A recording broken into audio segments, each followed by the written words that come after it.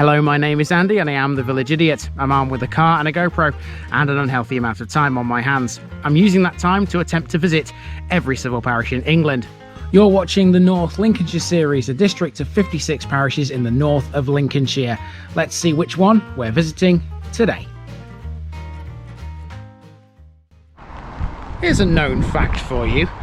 In the UK, in January, it gets a bit wet.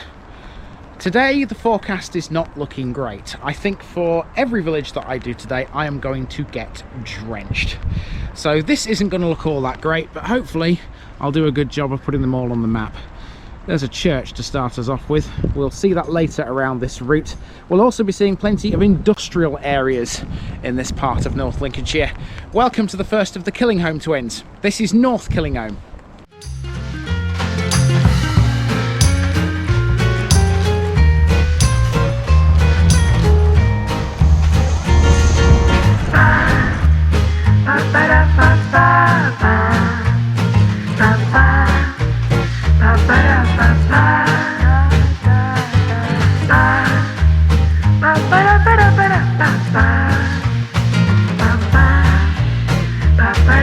This North Lincolnshire episode is sponsored by Past Days, a family history blog by June Terrington.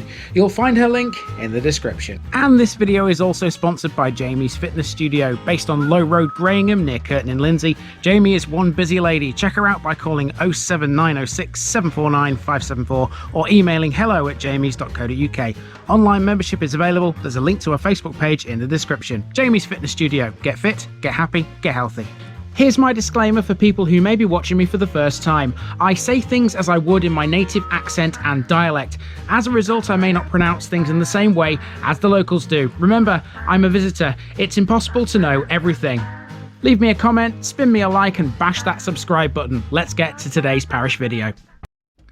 Welcome to the Killingholmes, two separate villages on the southern bank of the Humber Estuary, just to the northwest of Grimsby. This is North Killingholme, the smaller of the two. The name Killingholme is a Swedish word and translates into English as Goat Kid Islet. There are numerous settlements with the name Killingholme or Killingholmen in Sweden as well as in Finland. The southern bank of the Humber is extremely industrialised, covering an area that stretches all the way to Grimsby. Approximately 50% of the land area of North Killingholme is industrial.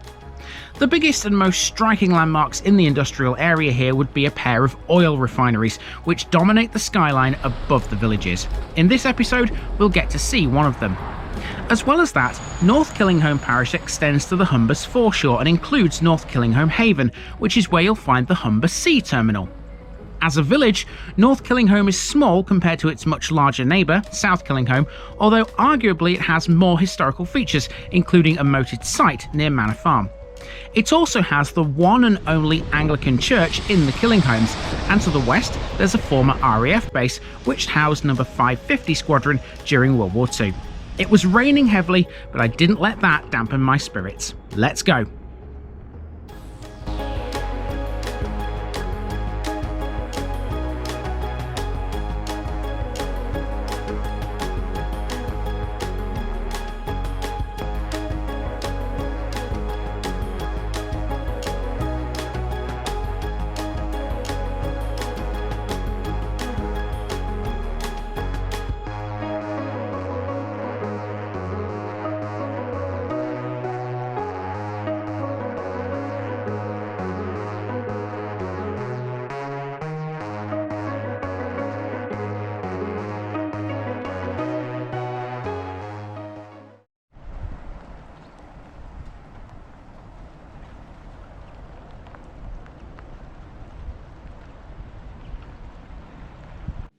We start on Church Lane.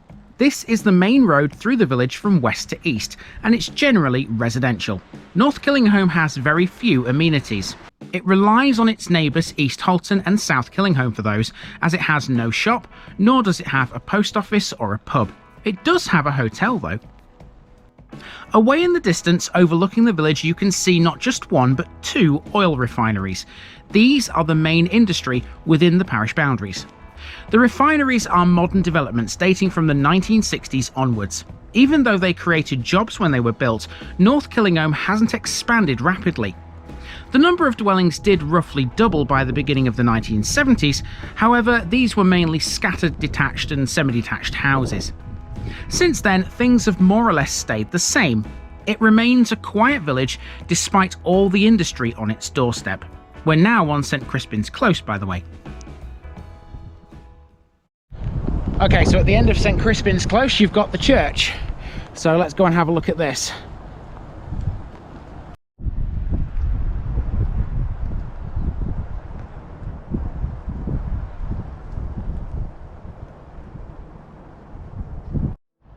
As we enter the church of St Denis, not St Crispin as the street might suggest, we pass through this lick gate, which was donated to the village by the Lindsey oil refinery. It was given to celebrate the millennium in the year 2000. It's also dedicated to the memory of a man called Peter Nuttall. The church of St Denis dates at the earliest to the Norman period, with a 12th century priest's door as well as the arch at the base of its tower. Its chancel is 13th century, whilst its nave dates to the 14th and 15th centuries, with a clerestory added in the 16th and 17th centuries. Its font is 14th century. The church is built mainly of limestone and ironstone, with brick, chalk, flint and rubble work, and some ashlar dressing too. It's been restored many times, including in 1847, 1868, 1889, 1910 and 1926, the latter of which included a new chancel arch and brick buttresses. Now at the back of the church there's a public footpath which I'm about to follow. Now this will take us across to a moated site. Now I don't know how much of this I'll be able to see. It's kind of over there. I think most of it's private, but we'll find out when we get there. So off we go.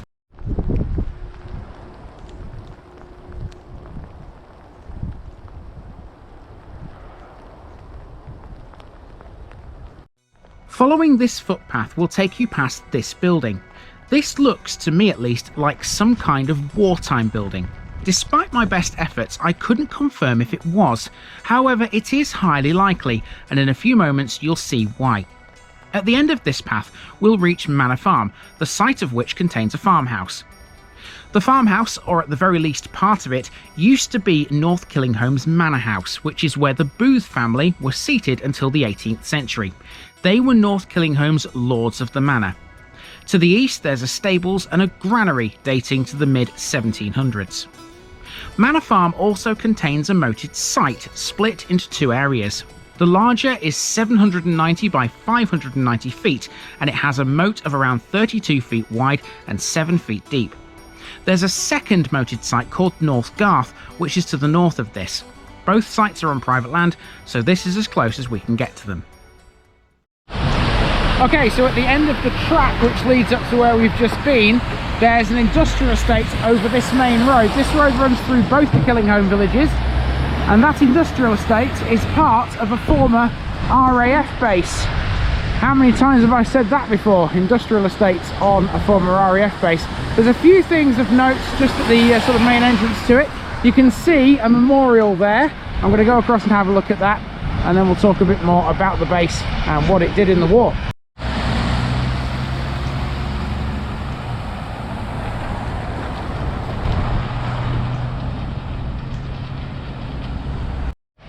This is North Killingholme Industrial Estate, sited on the former RAF North Killingholme. During World War II, number 550 Squadron were based here. RAF North Killingholme opened in November 1943 and became fully operational in January 1944 when the squadron moved here from RAF Waltham. It remained operational until October 1945. 550 Squadron was the only squadron to be based at North Killingholme, and it flew only Avro Lancasters. Today, a surviving Lancaster bomber continues to fly in the markings of BQ-B Phantom of the Ruhr as part of the Battle of Britain Memorial Flight.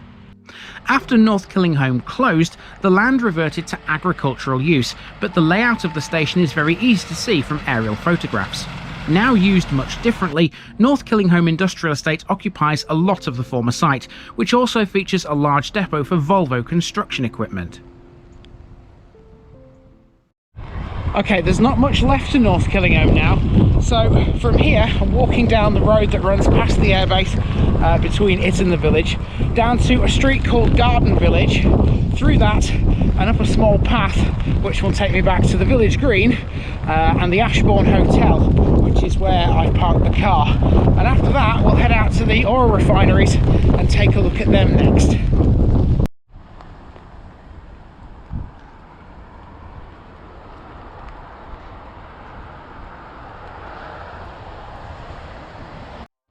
Now we're at the southern extent of North Killingholme on a street called Garden Village. This is generally a road full of new builds and infill housing. Via a path at the end of it, we're now on Vicarage Lane, which we're about to follow back towards the village green and the church. Behind us is the old vicarage. It's an early to mid 19th century building with later alterations and additions to its rear. It's built of yellow brick in Flemish bond. Next we have the Ashbourne Hotel. Unusual for a small village, you might think, but this is actually ideally situated for visiting businesses on the Humber bank. Opposite the hotel we have the village green. This features this oddly shaped tree and the village sign, which features a model Lancaster bomber. And the last landmark on the walk is the village hall, which is where North Killingholme Parish Council meet. It's a nice place all in all, this. There's a rather nice bench on this village green. It says above it, 550 Squadron. Rest a while, Sam, Pam, Lip Friend. There's a parish notice board on the side of this building. I'll leave a card on there in a second. And then if I head straight down this road in the car, we'll be heading towards the oil refineries and we'll have a little bit of a talk about them next. Interesting things they are. There's more than one, in fact. So let's go and talk about them next.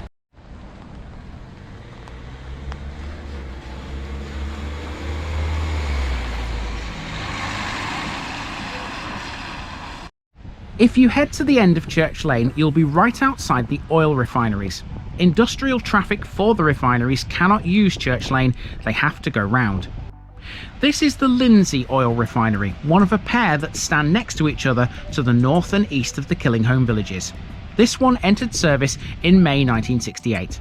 It currently employs just over 400 people and it began as a joint project between Total and Fina. In 1999, Total took full control of the plant when it bought Fina. In 2021, the refinery was bought by the Prax Group.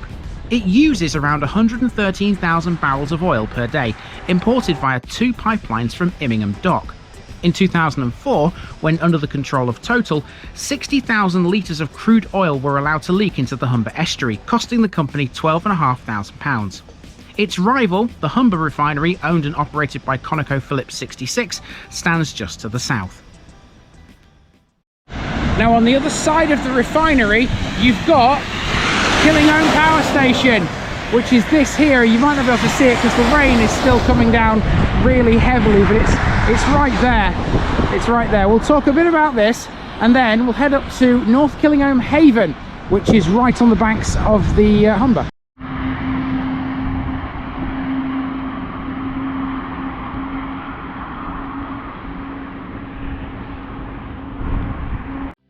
What you're looking at here is a natural gas power station known as Killingholme B. As its name suggests, there was indeed a Killingholme A. Killingholme B is owned by Uniper, formerly known as E.ON, and it opened in 1993.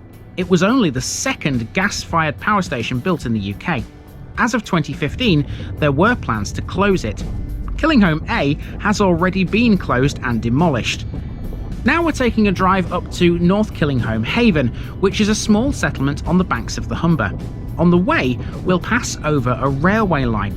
It's a unique level crossing because it's one which features no barriers, a type rarely seen in the UK nowadays. Keep the line in mind for next week's episode. North Killingholme Haven has always been industrial. It was used at the beginning of the 20th century for clay extraction with a jetty transshipping clay to Hull. You'll see the former clay pit shortly. It also has a bit of wartime history as well. During World War I, a large seaplane facility was operated here, known as RNAS Killingholme. Where we're headed primarily is the Humber Sea Terminal. In 1994, a 143 metre long jetty was constructed on the Humber with the intention of handling goods. This it did, but since then things have changed. There are now many more landing places because through the years the Humber Sea Terminal has vastly increased in size. There have been quite a number of expansions, all costing eye-watering sums of money.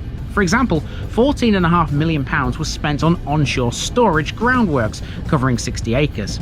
By late 2005, the terminal was handling ships from clients such as Stena Line, Cobble Fret, UECC, Norfolk Line, Ferryways and Yurka. Major household names are associated with it. In 2005, for example, Kia Motors relocated its import activities to a 55-acre vehicle import centre close by, served by the port. The port now has 6 roll-on, roll-off berths, 260 acres of port land for development, with facilities including a pre-delivery inspection centre for cars and also a rail connection. It's not the biggest port on the Humber Estuary, but it's certainly one of the most important.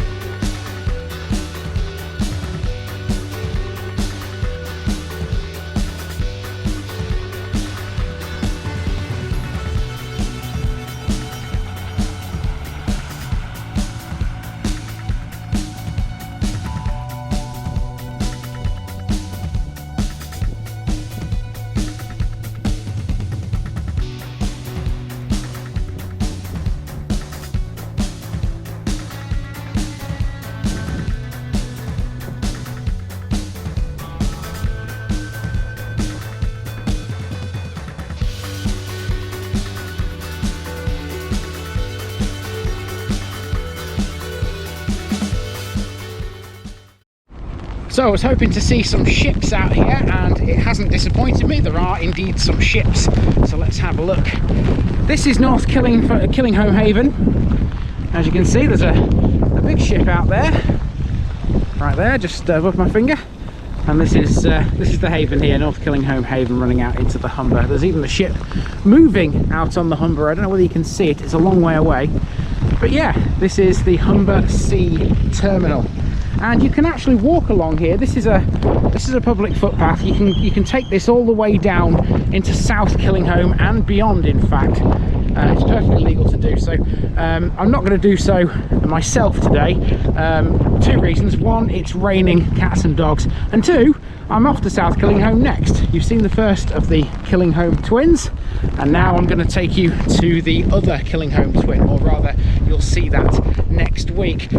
Don't speak too soon, but this rain appears to be easing off, so hopefully next week it might be a bit drier. I've been Andy, also known as the Village Idiot. This has been the parish of North Killingholme, and I'm out.